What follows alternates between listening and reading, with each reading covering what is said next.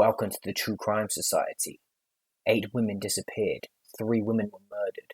Each had striking similarities. Has a serial killer evaded police in Ireland for over 25 years? Who are the women from the Vanishing Triangle? Please subscribe to the True Crime Society for killer profiles, cold case reviews, and all things true crime. In November 1995, 21-year-old Josphine Dullard began her journey from Dublin back to her hometown of Callan, County Kilkenny, in order to begin a new job at a restaurant. Bus and car took her 46 miles to a village called Moon, where Josphine had previously worked for 2 years. 12 miles away was another town called Carrow, where Josphine had friends that she could stay with overnight.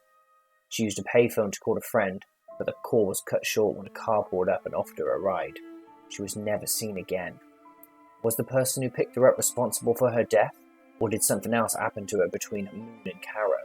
There were soon revealed to be shocking similarities to 26-year-old American Annie McCarrick, who disappeared 2 years previously, not far from where Josphine was last seen alive.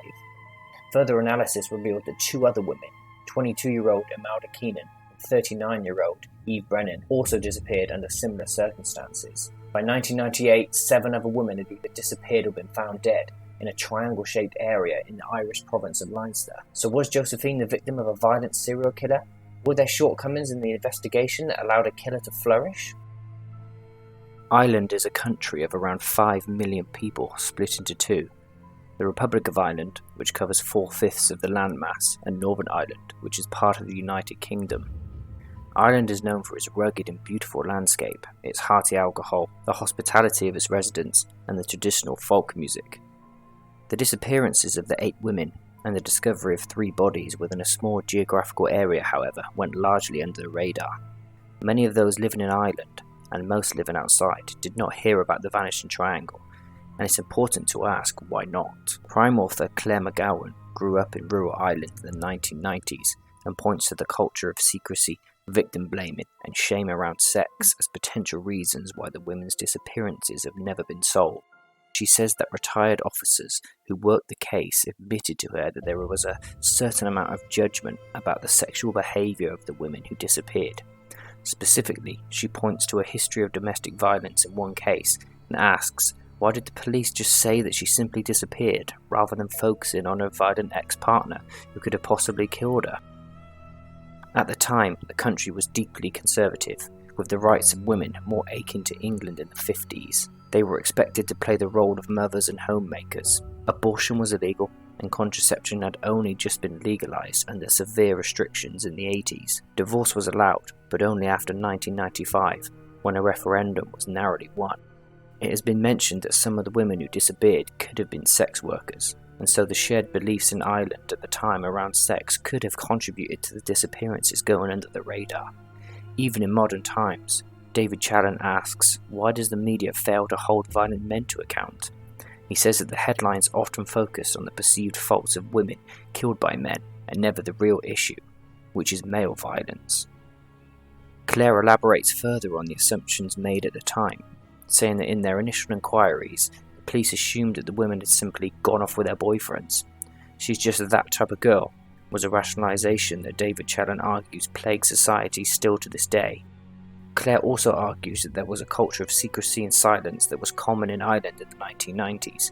This was a result of distrust in the police, which meant that people simply did not come forward with information. Police now believe that a serial killer could have potentially been at work due to the shared characteristics of the victims and of the crimes. All of the women were young, the youngest being in their late teens to over 40 years of age. Each disappeared simply without a trace, with no clues or evidence left behind. Each victim disappeared within the Vanishing Triangle area. 2 years after Josphine disappeared, 17-year-old Cara Breen went missing. She and her mother both went to bed at midnight, but at 2 a.m, when her mother went to the bathroom, Cara was not in her room or anywhere else in the house.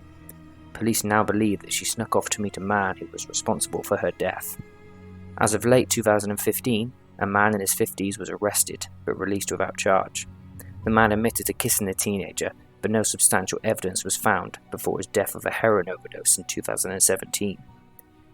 In 1996, Fiona Pender, who was 7 months pregnant, disappeared. Hauntingly, In 2008, a wooden cross bearing her name was found at the foot of the Slieve Bloom Mountains, leading to belief that she was buried there. In 1988, 19-year-old Fiona Sinnott disappeared whilst apparently hitching for a ride to the doctors, and soon after, Deirdre Jacob went missing, despite being seen yards from her home. In addition to the disappearances, the remains of 3 women were discovered in the area over the same period. Antoinette Smith's body was found in the Wicklow Mountains on April 3, 1998, 9 months after she went missing. She was 27 years old. On June 21, 1992, in the same mountain, a shallow grave was discovered.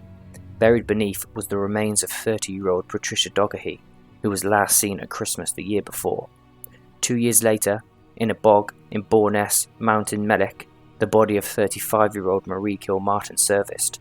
No one has ever been convicted for these crimes. Still, despite the high number, the crimes didn't make the news, which was instead dominated by politics at the time.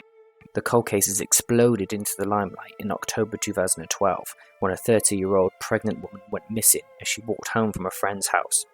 Her body was later found, and a 24-year-old was eventually charged with her murder. His age, however, made him too young to be a suspect in the original disappearances. Is there a serial killer at play? Barry Cummins is a journalist who wrote about the missing women. He believes that at least some of the crimes were perpetrated by either one man or 2 working together. He points emphatically to the cases of Annie McCarrick, Josephine Dullard, and Deirdre Jacob, and the 3 bodies that were found, and specifically the shared characteristics that point to a serial killer. He says that the terrifying alternative is that multiple killers operated in the same part of Ireland for over 10 years, and none were ever caught, each of which could kill again. Because there were so many deaths over the years, and not one person was convicted of any crime, Claire McGowan argues that it's unlikely that there were so many different murderers who all managed to evade capture. This puts weight to the notion that a serial killer was responsible for all, if not most, of the disappearances. Could Robert Howard have murdered all of the women? In 2001, he was convicted of the brutal killing of 14-year-old Hannah Williams in Kent, and he lived in Ireland at the time of the disappearances. Only in 2021 did a coroner rule that he was also responsible for the death of County Tyrone schoolgirl Arlene Arkinson, who disappeared in August 1994. He died in jail in 2015 while serving a life sentence for the rape and murder of Hannah. Despite Arlene's body never being discovered, Robert was the last person to see her alive. Another man, however, Larry Murphy, also became a prime suspect when he was convicted of kidnapping, raping and attempted to murder a young woman in the Wicklow Mountains, the same place where the bodies of Antoine Smith and Patricia Dougherty were discovered. After raping his victim multiple times, Murphy drove her to the mountains and began to strangle her when he was interrupted by 2 hunters who were luckily walking the area. Despite being a suspect in the Vanishing Triangle disappearances, there was never ever concrete evidence, even though, as a carpenter, he completed work in a shop owned by Deirdre Jacob's mother. After serving only 10 years of a 15-year sentence for what he did to the young girl in the mountains, he was released from prison. After moving across Europe, he currently lives under an alias.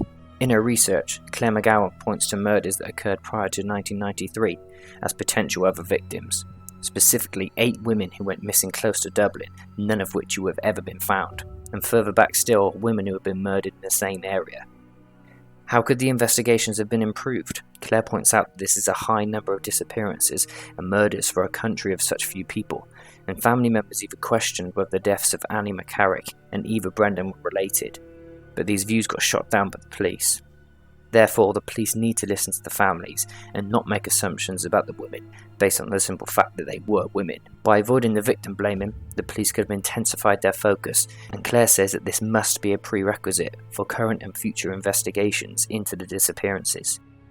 At least 8 people disappeared within a small area in Ireland, which eventually became known as the Vanishing Triangle. Other bodies were also discovered. Every single one was a young woman. Leading crime journalists point to tunnel vision by the police in the investigation as a result of how women were treated in Ireland at the time.